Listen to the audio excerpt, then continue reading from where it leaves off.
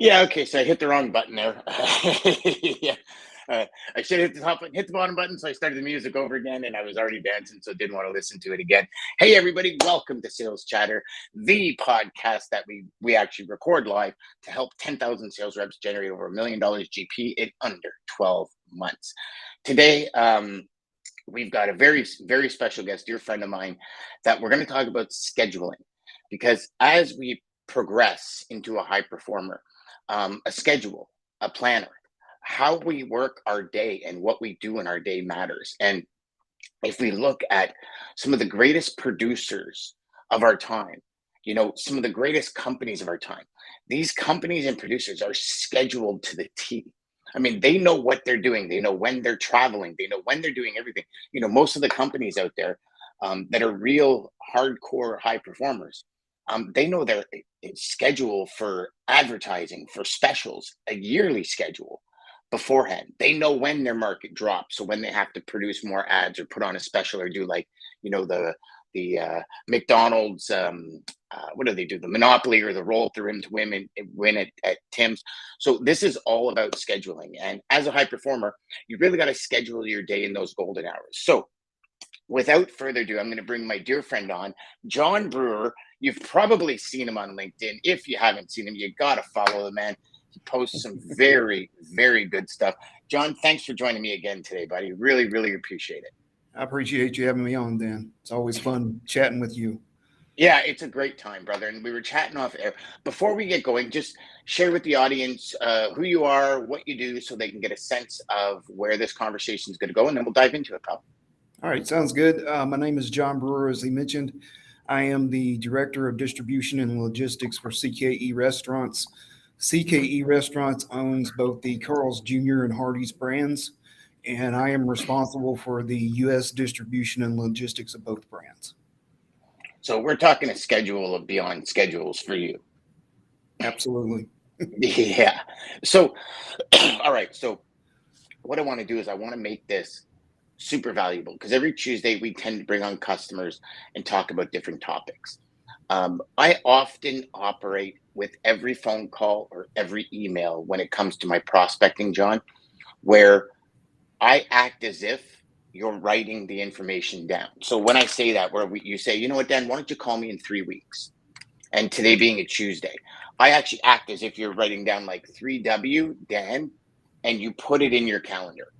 And the reason I act like that is because if I'm prospecting you to hopefully get your business one day, or be able to be a part of your network one day, and I can't even follow a schedule that you've asked me to follow up on, to me, that's kind of like a red flag immediately. And I've spoken to some people, and they say, yeah, I don't really do that. I don't, if you call me back, you call me back. I get so many calls. But for me, it's that being able to, one of my favorite sayings is, what you do screams so loud I can't hear a word you say. And it's all about what we do as individuals and high performers, as opposed to what we say we're going to do. Does that kind of ring true for you when you get phone calls, or when you're looking at people coming and prospecting with you? Do you ever jot down their name or anything and say, hey, it was a pretty good conversation, I'm wondering if they're going to call me back? I usually don't on that, but you did touch on something that I want to kind of elaborate, if you don't mind. Go for it. They say if you're faithful in the little things, you'll be faithful in the big ones, i.e., such as calling me back in 3 weeks when I ask you to. I use that as well, just in different, kind of in my different screening. Obviously, I cannot return, I can't talk to everybody.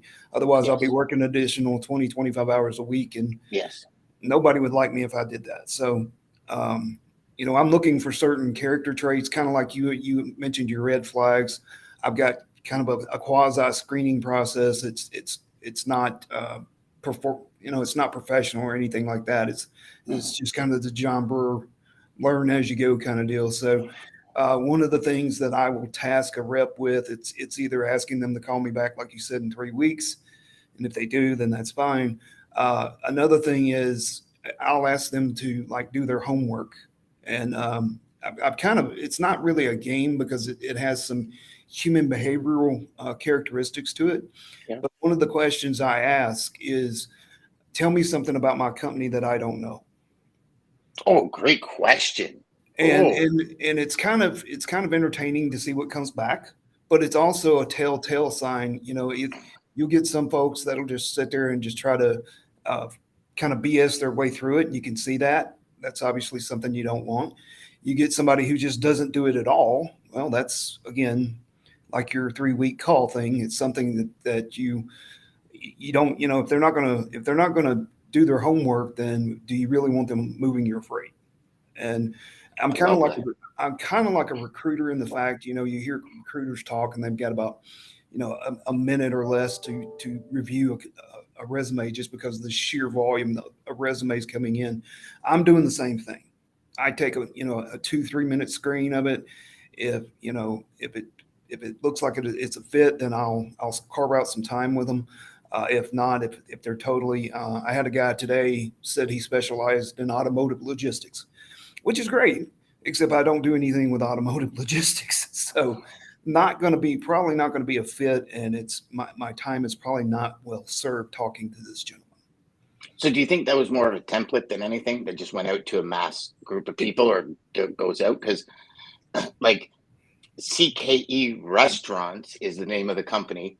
And you got an automotive. It's kind of like some of those messages you get on LinkedIn where I know it's created by like Duck Soup or something, and they're using some software system just to send me because they're asking me about stuff that is it's kind of not even anywhere close to my corporate profile or anything.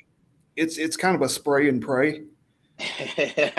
Yes, I love where and then you get pitch slapped from all angles I on it. get I I get love pitch the way slap. you kind I get pitch slapped so much I actually wrote a song about it. So of yeah, I know. I know. I love that. One one thing I do love is what I read between the lines on some of the things you say, and you're actually qualifying the supplier to prospect you.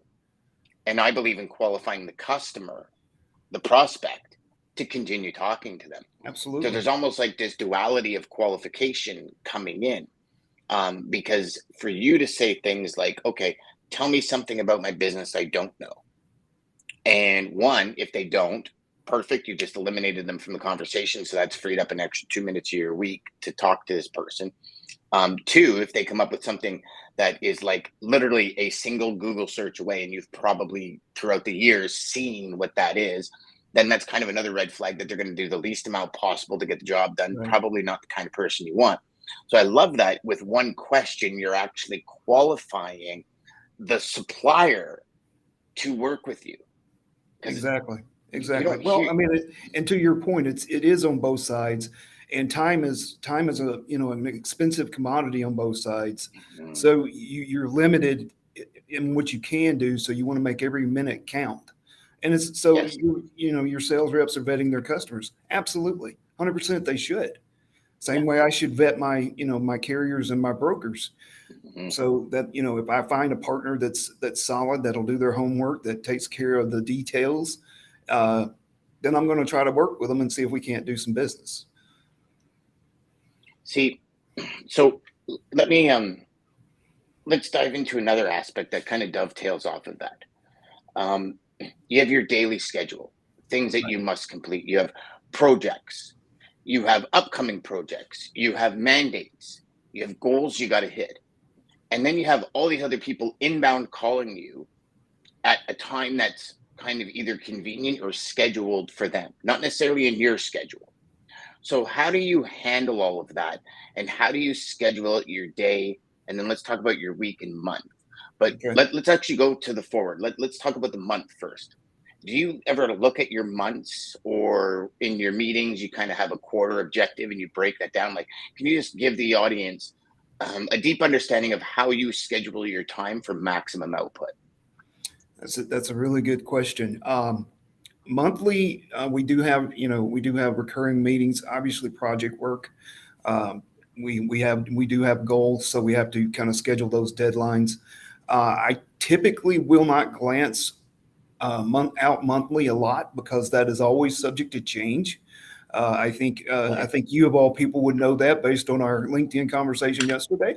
Yes. So, sometimes it's just, with me, it's just a matter of managing deadlines. You put the fires out that are closest first, and then you just keep working.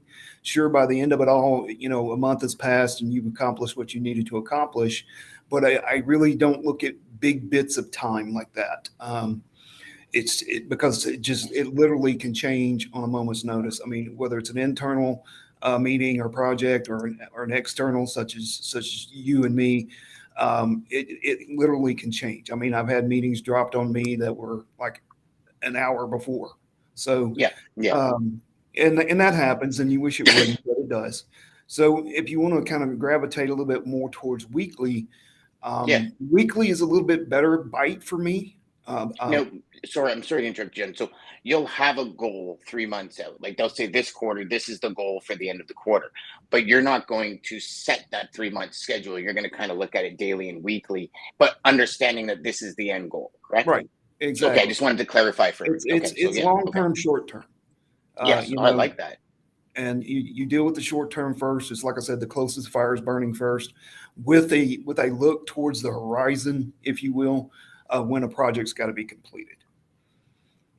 And then you keep moving. A lot of the project work I do it's not what you would call a light switch or a turnkey. It's something that takes a pretty fair amount of time over the length of a year or 6 months, just because the projects are big. Okay. Yes.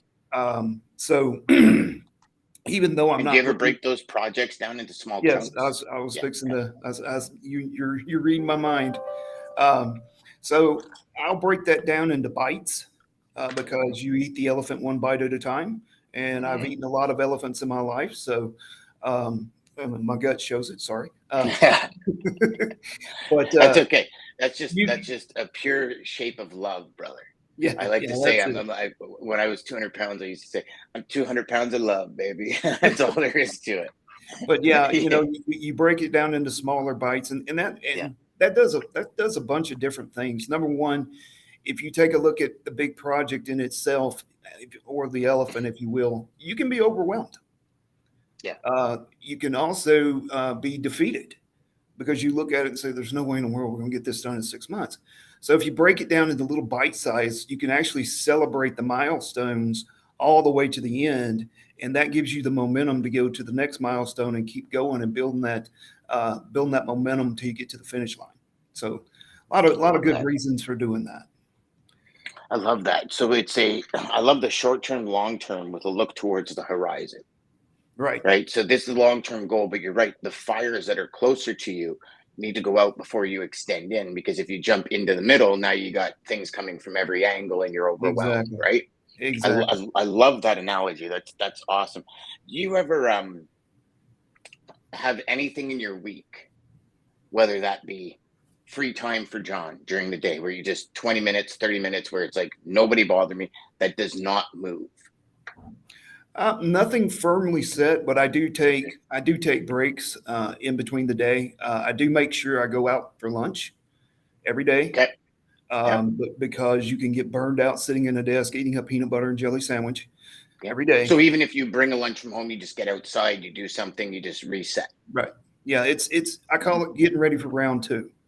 Round two is the afternoon, and you've gone through round one. You've done everything you needed to do. You've attacked, you put the fires out. Then you go and get a change of scenery, whether it be a restaurant or we got some parks around the office, just to change, to decompress for just a minute, catch your breath, and get ready for the next round two, like I said. And then you come back in, you jump on the merry-go-round that's going 100 miles an hour and finish out the day. Grab that G-force and get a ripper in. I love that. I think that's, I'm often, I'm that guy that kind of looks at my schedule on a Sunday, and, based on that, I look and I say, okay, well, 2 months ago when I planned, or a month ago when I planned this meeting on Thursday, it was important, but it's not really important right now. So I'm going to have to move it because other things have come up. Right. And it goes back to your point where you said, Dan, I don't schedule months out. because it's so dynamic a schedule. And so more often than not, I'm starting to say, if somebody says, okay, well, why don't we touch base in a month? I'll say, okay, well, why don't you connect with me in like 2 weeks or 3 weeks to schedule that next call a Right. month from now. Right. And Yeah. not that I want to waste more time on a phone call. It's just what I've found since I've started to get healthier and dive into different projects is like when I first got back into after I was sick, I had all this time because like my schedule was empty. Like, and it was actually scary because I felt like I was procrastinating. I felt unproductive because I'm always been a schedule guy. Like Right. for me, if it's not written down, it's like I just keep working on what I'm doing, and all of a sudden I realize, oh my gosh, I should have called John an hour ago because I didn't put it in my schedule, right? Or I didn't set Right. reminders. And so what I felt like I was doing is as the time went from like all the time in the world during the golden hours, because for 9 months I had zero plan except getting better, or 10, 11 months, um, all of a sudden I felt it did this very quick, where it's Right. like these finite windows. And I'm like, oh my gosh, I just totally missed a phone call with somebody because I didn't write it down. So what I did is I started trying not to plan 2, 3 months out and saying, like, listen, it's not that I want to blow you off. It's just typically if I plan something a month out, and this is the transparency part of it, right? Right. Is if I plan something a month out, I am going to change it. Like it's just what I see happening.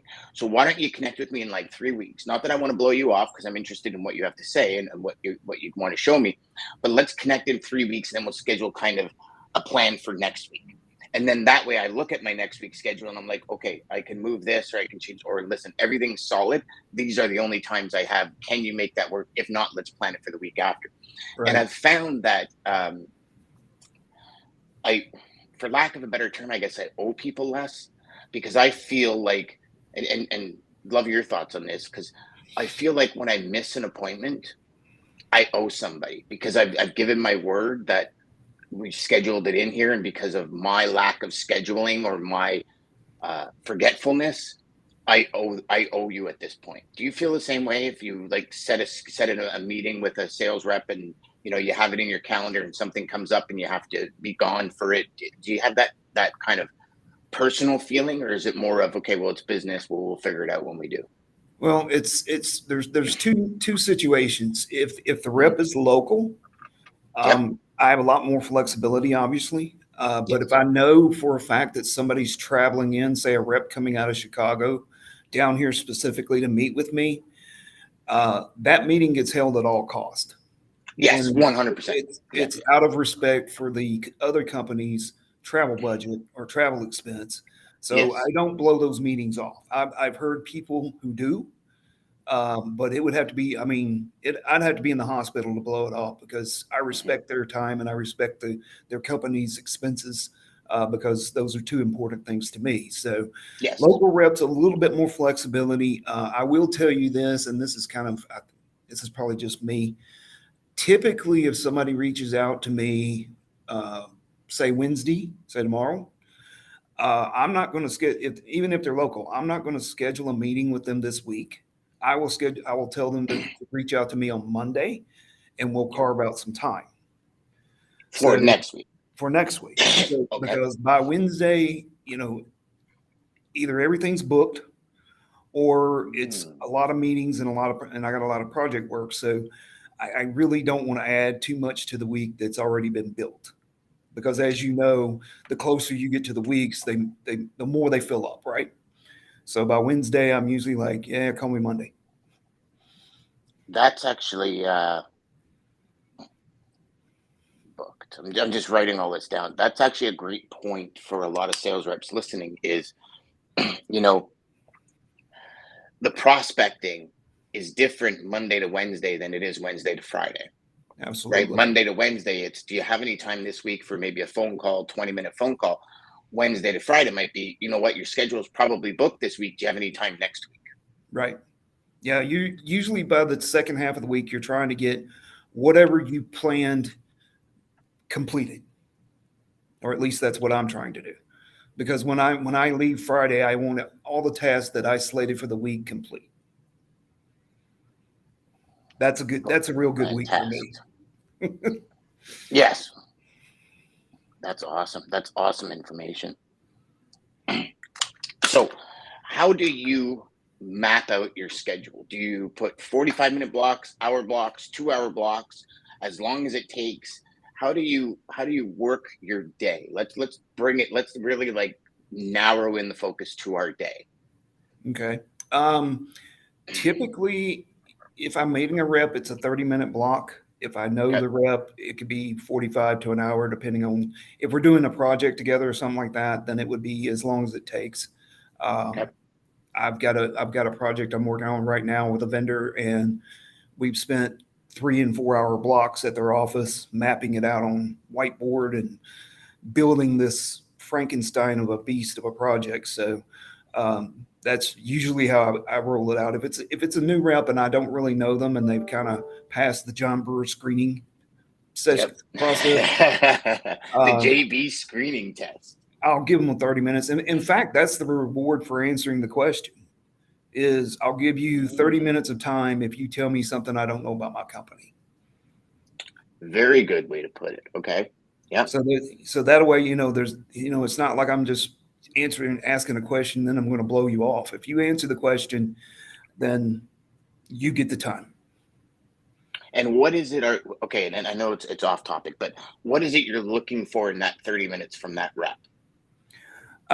Getting to know somebody because as I'm extremely. This is relational business as far as I'm Yeah. concerned. So I wanted to start building that foundation of that relationship. I want to understand what they bring to the table, what niches they operate in. I want to be thinking in the back of my mind of my supply chain and how this can connect. Obviously, if it's automotive logistics, it's not going to connect. But if there's something that's there, how are they honestly? How are they differentiating themselves?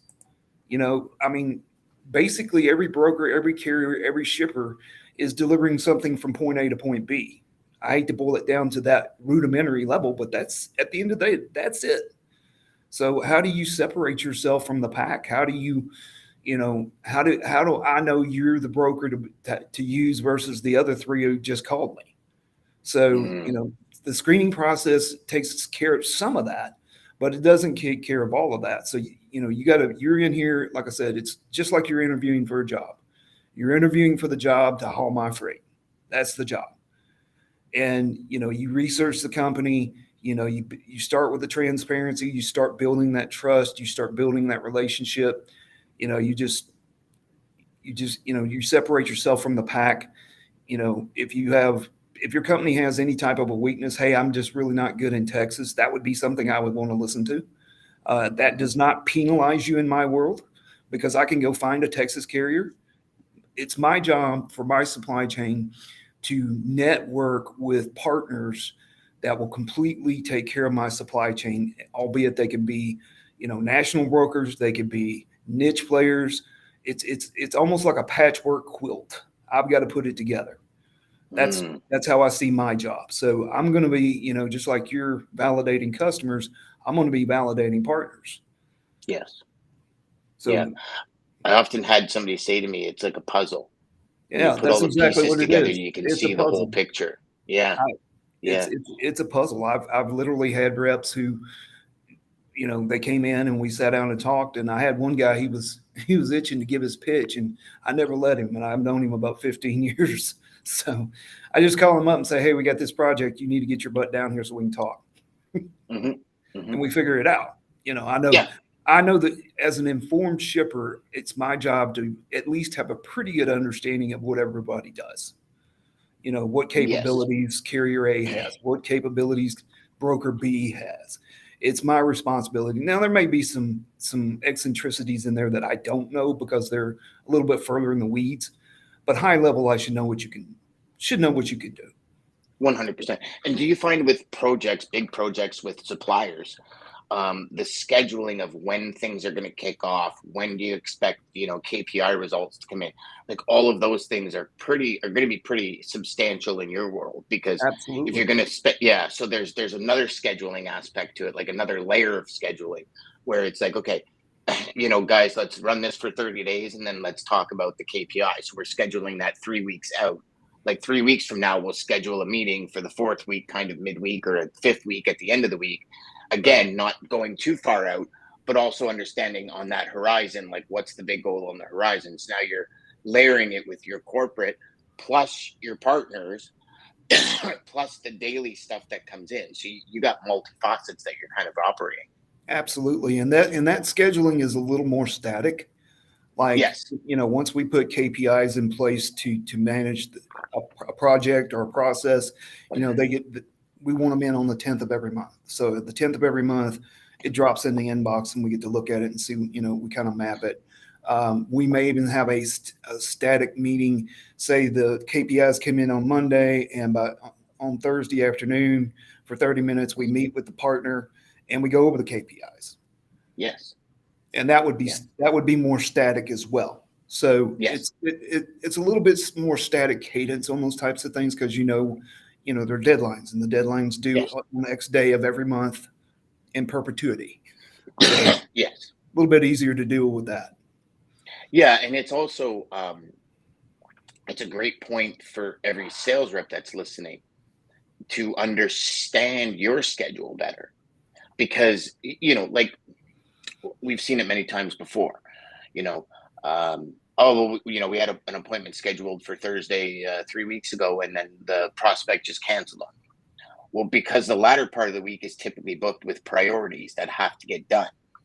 If your supply chain is meeting its needs and you have everybody in place, a call with a rep is not a Thursday priority as opposed to a KPI meeting or a meeting to discuss a goal. Nothing against that rep. It's just, like, in all honesty, this is the goal. This is the projects that are getting me to, these are the projects that are building that bridge to my goal. You're kind of right here right now. Not that it's, every one of my suppliers was here at one point. Let's plug you in next week instead of this week. And let's not take offense to it, but a lot of reps take offense to it, right? It's like, they kind of blew me off. And it's understanding priorities, right? Priorities get scheduled. Right. To get things done. Like you said, you have, maybe not in your agenda, but I'm going to go out on a limb here and assume that on the 10th of every month, you've set aside specific time to look at those KPIs or receive the emails and put them in an inbox where it's like, maybe on the 11th you look at it, and by the 13th or 14th you're having a meeting depending on when the weekend falls, or that kind of thing. But if you have KPIs coming in on the 10th of every month, there's a block of time in your schedule where it's like, I got to go over these because we got to make sure that the things we put in place are actually working. Absolutely. And I'll do project deliverables that way as well. Yes. Yeah. That's awesome. I love that. You've hit some amazing points today, my man. Like, amazing points. That's awesome. It's awesome. Share with the audience, before we let you go, share with the audience any new big things you got coming up, big things you're looking for CKE, and share. Not a whole lot coming from the company side. Obviously, on the personal side, we just finished the National Transportation Club's golf outing. So that raised some heavy duty funds for scholarships for supply chain students. So happy to be a part of that. And then, as you well know, and probably some of your listeners know, I just finished writing another supply chain purity song, and it's my partner in Chattanooga is going to be laying down the tracks on that. So that'll be coming out soon. Nice. Yes. I always love when you put those out with Michael Vincent. Yeah. Those I think this one will be number 18 in a little over a year. Really? Yeah. So you guys putting out an album now? I think we're going to do it. Songs is a perfect album, brother. We're going to do a box CD set and autograph it for people at the mall. You should at the next transportation conference. You should do that, man. That would be cool. And then all the money raised goes to charity. That'd be super cool. I mean, who doesn't love transportation songs when you're in it? Especially the way, some of the songs I've heard from you are just awesome because it reflects on our true day. You know what it is? It reminds me of like when a comedian's first kind of big stand-up where it's, they're talking about all the realities that not very many people talk about, right? And it's, you're like, yeah, damn, that's happened to me before. Oh my God, that's happened to me before. Yep, that's happened to me before. And it's shipper, broker, carrier, all of it. I love it. I love it, man. It's funny because it's true. Yeah, yeah, yeah. One All right, last question for you. Just to kind of help the audience. What do you find most challenging these days in the overall supply chain of CKE?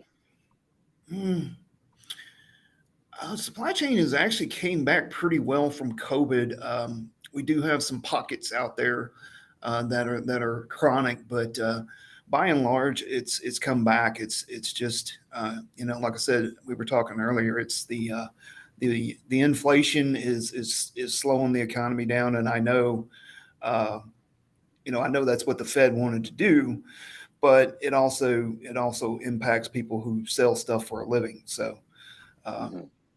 It's it's got to get better before it's just got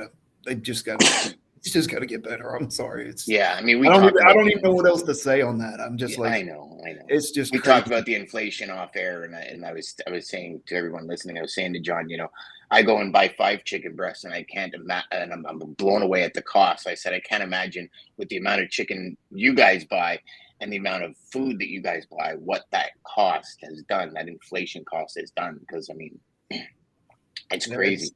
It is crazy. So hopefully we'll finish weathering this storm, and maybe 24 will be nicer to us than 23 is.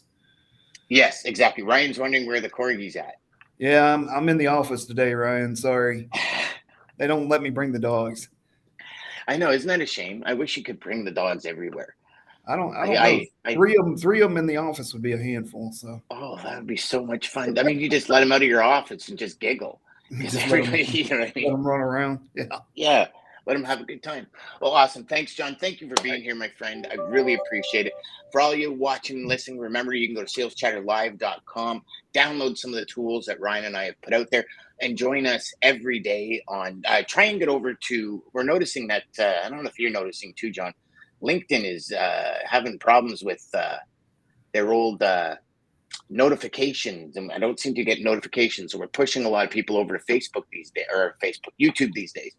Because their notifications are better. So if y'all are watching, go over to Sales Chatter YouTube page, subscribe. As Ryan says, if you found value in this, which we know you did, because my man John busted some huge gold nuggets out here.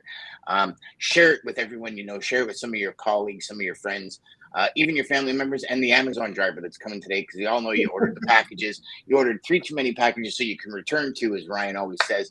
And again, Sales Chatter, the podcast that helps our goal is to help 10,000 sales reps generate $1 million GP in under 12 months and live the life they've truly wanted. John, thank you so much for being here, brother. I really appreciate it. You are always a gem of information, my man. Thanks, Dan. Appreciate you guys having me. Have a good day. You too.